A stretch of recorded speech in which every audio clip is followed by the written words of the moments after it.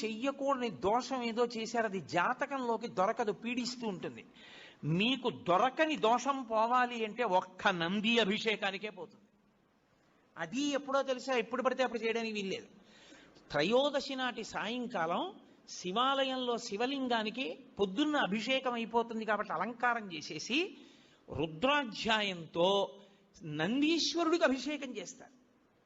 అభిషేకం చేసి నంది మూర్తినంతటినీ కడిగి అలంకారం చేసి చందనం బొట్టి బొట్టు పెట్టి నందీశ్వరుడికి శివలింగానికి ఏకకాలంలో హారతిత్తితే సమస్త దోషములు ఉపశాంతి పొందుతాయి.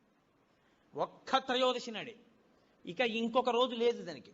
దోష నివారణార్థం చేసేటటువంటి అభిషేకం నందీశ్వరుడికి ఉంది ప్రదోష వేళలో.